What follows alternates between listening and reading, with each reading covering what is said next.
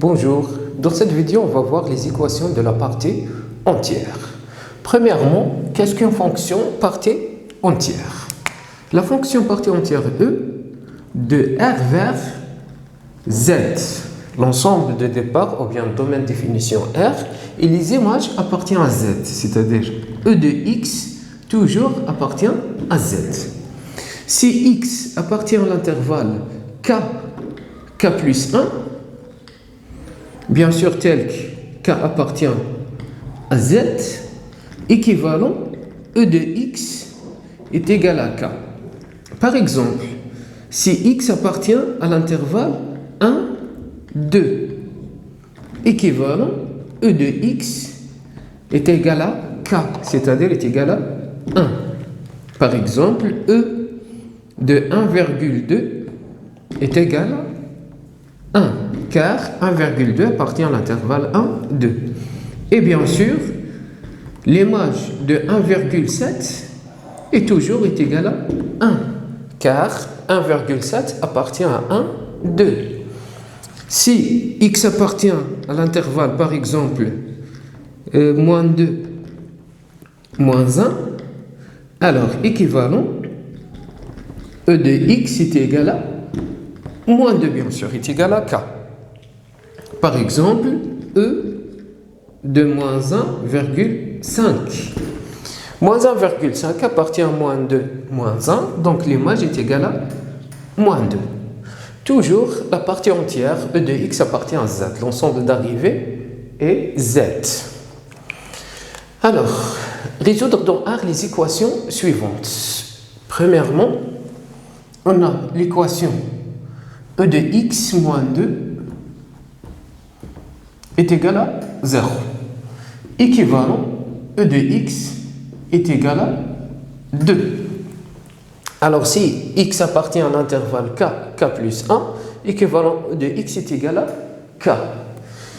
E de X est égal à 2, c'est-à-dire 2 est égal à K. Alors, équivalent, X appartient à l'intervalle K, c'est-à-dire 2, et K plus 1. 2 plus 1 est égal à 3. Donc, l'ensemble des solutions S est égal à l'intervalle de 3. Tous les éléments de l'intervalle de 3, l'image par la partie entière est égale à 2. Équation 2. 2 E de X sur 2 puis 6 est égal à 0. Équivalent, 2 E de X sur 2 est égal à moins 6. Équivalent, E de X sur 2 est égal à moins 6 sur 2 est égal à moins 3. Alors, si la partie entière est égale à moins 3, alors X, l'abscisse, l'antécédent appartient à l'intervalle K plus 1, c'est-à-dire moins 3 et moins 3 plus 1, bien sûr, est égal à 2, moins 2. Donc, équivalent X sur 2 appartient à l'intervalle K et K plus 1. Alors, X sur 2 appartient à l'intervalle moins 3, moins 2, équivalent X sur 2 compris entre moins 3 et moins 2.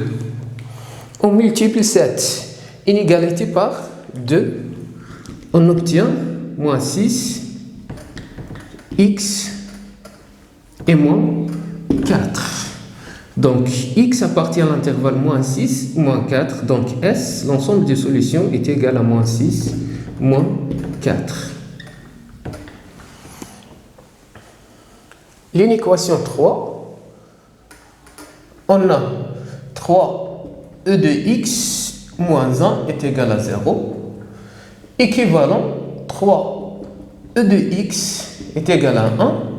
Équivalent, E de X est égal à 1 sur 3. Alors, d'après la définition de la partie entière, fonction de R vers Z, c'est-à-dire l'image E de X appartient à Z. E de X appartient à Z et 1 sur 3 n'appartient pas à Z. Donc, cette égalité est impossible. Alors, S est égal à l'ensemble vide. Équation 4. La partie entière de 3x moins 2 sur 5 est égal à 1. Si la partie entière est égale à k appartient à z, alors l'antécédent appartient à l'intervalle k plus 1. C'est-à-dire équivalent 3x moins 2 sur 5 appartient à l'intervalle k et k plus 1, c'est-à-dire 2. Donc, on a 3x moins 2 sur 5 compris entre 1 et 2. Et on cherche bien sûr un encadrement de x. Alors, on multiplie cette inégalité par 5.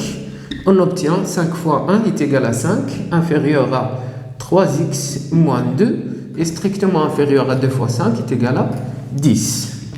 Équivalent plus 2, 5 plus 2 est égal à 7, 3x et plus 2, 12. On multiplie cette inégalité par 1 sur 3. On obtient 7 sur 3 inférieur ou égal à x est strictement inférieur à 12 sur 3 est égal à 4. Donc x compris entre 7 sur 3 et 4. Alors, équivalent x appartient à l'intervalle 7 sur 3 et 4. Donc S est égal à 7 sur 3, 4. Alors, attention, E de x appartient à Z, c'est-à-dire E de x impossible d'égal 1 sur 3 ou bien 7 sur 3. Mais x appartient à R, l'ensemble de départ R. Donc x peut être égal à 7 sur 3.